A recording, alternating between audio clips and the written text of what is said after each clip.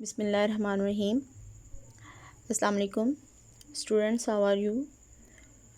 Last video میں جیسا کہ میں نے آپ کو بتایا تھا کہ ہم مطالعہ پاکستان 9th کلاس کی اس کے فرسٹ یونٹ کے شارٹ کویسچن آنسرز جو ہیں وہ سٹارٹ کرنے لگے ہیں، تو یہ اسی ویڈیو کو ہم کنٹینیو کر رہے ہیں۔ اس میں ہم نے فرسٹ ویڈیو میں فرسٹ اور سیکنڈ کویسچن کو پڑھا، پھر سیکنڈ جو ویڈیو تھی وہ اس میں تھرڈ اور فورتھ کویسچن کو ہم نے پڑھا۔ ابھی ہم کویسچن نمبر 5 سے سٹارٹ کر رہے ہیں۔ یہ یونٹ نمبر 1 ہے مطالعہ پاکستان کا کلاس 9th کے لیے، بورڈ کی کلاس کے لیے، اور یہ according to the board policy جو ہے وہ پاسٹ پیپرز کو کمپائل کر کے میں نے کویسچنز بنائے ہیں تاکہ جو لوگ بورڈ اپیئر ہوں گے، بورڈ میں 9th کلاس میں اپیئر ہوں گے، ان کے لیے بہت ہیلپ فل نوٹس ہوں گے۔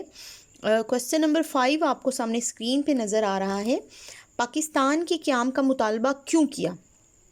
اس سوال کے جواب میں قائد اعظم نے کیا فرمایا کہ قائد اعظم سے جب کہا گیا کہ کیوں آپ نے ایک الگ وطن کے لیے، پاکستان کے لیے مطالبہ کیا ہے، تو اس کا جواب قائد اعظم نے یہ دیا کہ قائد اعظم نے اس کے جواب میں فرمایا کہ بھائی چارہ، مساوات اور انسان دوستی ہمارے مذہب، ثقافت اور تہذیب کی بنیادی باتیں ہیں۔ چونکہ ہمیں ان بنیادی انسانی حقوق کے ختم ہونے کا خدشہ تھا، اس لیے ہم نے پاکستان کی تخلیق کے لیے جدوجہد کی۔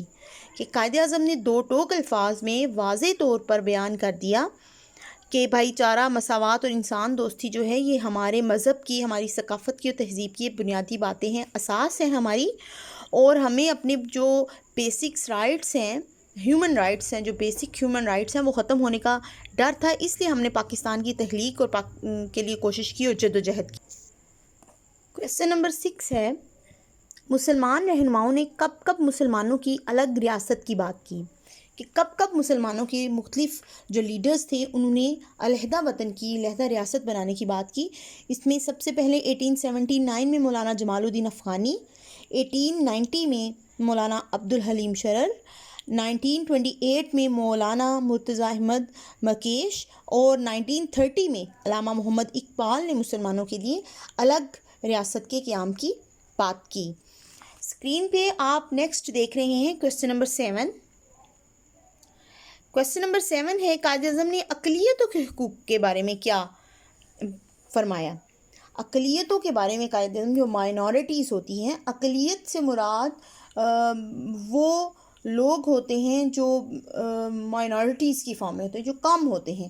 جیسے پاکستان ایک اسلامی ملک ہے، اس میں مسلمانوں کی تعداد زیادہ ہے، تو یہاں پہ جو مائنورٹیز ہیں اس میں ہندو، سکھ، عیسائی، یہ سارے آتے ہیں۔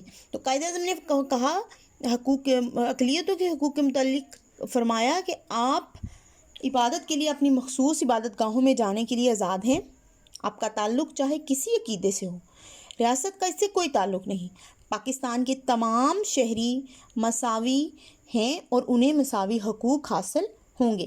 کہ قائد اعظم نے واضح طور پر بتا دیا کہ جو مائنورٹیز، جو اقلیتیں جو ہیں وہ پاکستان کے ساتھ رہنا، پاکستان میں رہنا چاہتی ہیں، ان کو بنیادی حقوق حاصل ہوں گے، ان کو اتنے ہی رائٹس دیے جائیں گے جتنے کہ مسلمانوں کو حاصل ہوں گے، اور ان کو اپنی عبادت گاہوں میں جانے کے لیے مکمل آزادی حاصل ہوگی۔ وہ جس بھی کسی عقیدے سے، جس بھی کسی مذہب سے تعلق رکھیں گے، اپنی عبادت گاہوں میں وہ آزادی سے جا کر عبادت کر سکیں گے، ان کے اوپر کسی قسم کی کوئی پابندی نہیں ہوگی۔ کویسچن نمبر 8 ہے، عقیدہ توحید سے کیا مراد ہے؟ بہت امپورٹنٹ کویسچن ہے یہ، according to the board policy. Punjab کے جتنے بورڈز ہیں ان سارے بورڈز کے جو پیپر ہوتے ہیں اس میں یہ کویسچن 12 دفعہ آ چکا ہے۔ عقیدہ توحید سے مراد ہے کہ اللہ تعالیٰ ساری کائنات کا خالق و مالک ہے، وہ واحد اور یکتا ہے اور اس کا کوئی شریک نہیں، اور نہ ہی کوئی چیز اس کے علم سے باہر ہے۔ 9 نمبر پہ آپ دیکھ رہے ہیں ایک آیت ہے، انی جاعل فی الارض خلیفہ، اس کا ترجمہ بتائیں۔ یہ ہے کہ میں زمین میں اپنا نائب بنانے والا ہوں۔ کویسچن نمبر 10 ہے، روزے پر 2 جملے لکھیے۔ روزہ اسلام کا چوتھا رکن ہے، دوسری عبادات کی طرح روزہ بھی فرض کا بہترین اظہار ہے، بندے اور اللہ تعالیٰ کے درمیان قربت کا ذریعہ ہے۔ روزہ جیسا کہ آپ سب جانتے ہیں کہ ماہ رمضان میں ہم جو ہیں روزے رکھتے ہیں، اور روزہ جو ہے یہ صبح سحری کے وقت رکھا جاتا ہے، اس دن بھر اس میں بھوکا پیاسا رکھا جاتا ہے، اور بھوک پیاس کی وجہ سے ہمیں احساس ہوتا ہے ان بھوکے اور پیاسے لوگوں کا، ان لوگوں کا جن کے پاس کھانے پینے کے لیے وسائل جو ہے میسر نہیں ہوتے، ہمدردی پیدا ہوتی ہے انسان کے اندر۔ تو روزہ جو ہے یہ اسلام کا ایک بہت اہم رکن ہے، اور یہ رمضان کے مہینے میں جو ہے روزے رکھے جاتے ہیں، اللہ تعالیٰ نے ہم پہ فرض کیے ہیں۔ آگے کویسچن نمبر 11 ہے، اسکرین پہ آپ دیکھ رہے ہیں۔ خاتم النبیین حضرت محمد صلی اللہ علیہ وآلہ وسلم نے اپنے آخری خطبہ میں مساوات کے بارے میں کیا فرمایا؟ خاتم النبیین حضرت محمد صلی اللہ علیہ وآلہ وسلم نے اپنے آخری خطبہ میں مساوات کے بارے میں فرمایا، اے لوگو، بے شک تمہارا رب بھی ایک ہے اور تمہارا باپ بھی ایک۔ آگاہ رہو، کسی عربی کو کسی اجمی پر اور کسی اجمی کو کسی عربی پر، کسی سفید فام کو کسی سیاہ فام پر اور کسی سیاہ فام کو کسی سفید فام پر کوئی فضیلت حاصل نہیں، فضیلت کا معیار صرف تقویٰ ہے۔ حضرت محمد صلی اللہ علیہ وسلم نے اپنا آخری خطبہ جو حجۃ الوداع کے موقع پر دیا تھا، اس میں آپ صلی اللہ علیہ وآلہ وسلم نے فرما دیا کہ کسی عربی کو کسی اجمی پر اور کسی اجمی کو کسی عربی پر، کسی سفید کو سیاہ پر، سیاہ کو سفید پر کوئی فضیلت نہیں ہے۔ اگر فضیلت کسی بھی وجہ سے کسی کو حاصل ہے تو وہ ہے تقویٰ، معیار جو فضیلت کا ہے وہ ہے تقویٰ۔ کویسچن نمبر 12، قبیلہ بنو مخزوم کی عورت کی چوری کی سفارش پر خاتم النبیین حضرت محمد صلی اللہ علیہ وآلہ وسلم نے کیا فرمایا؟ اس موقع پر خاتم النبیین حضرت محمد صلی اللہ علیہ وآلہ وسلم نے فرمایا، تم سے پہلے قومیں اسی لیے تباہ و برباد ہو گئیں کہ ان میں جب کوئی بڑا آدمی جرم کرتا تھا تو اسے سزا نہیں دی جاتی تھی، اور اگر کوئی چھوٹا آدمی جرم کرتا تو اس پر حد لاگو کر دی جاتی تھی۔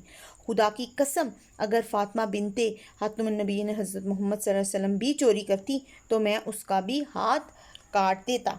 کہ حضرت محمد صلی اللہ علیہ وسلم نے فرمایا کہ پہلی قومی اسی لیے تباہ ہوئیں کہ جو طاقتور ہوتا تھا اس کو چھوڑ دیا جاتا تھا، جو کمزور ہوتا تھا اس پر فرد جرم بھی عائد کی جاتی تھی، اسے سزا بھی دے دی جاتی تھی، حد بھی لاگو کر دی جاتی تھی، اور یہی وجہ بنتی تھی کہ قومیں تباہ و برباد ہو جاتی۔ اور انہوں نے کہا کہ خدا کی قسم کہ اگر میری اپنی بیٹی بھی ہوتی اور وہ چوری کرتی تو میں اس کو بھی وہی سزا دیتا جو ابھی اس عورت کے لیے میں نے دی گئی ہے۔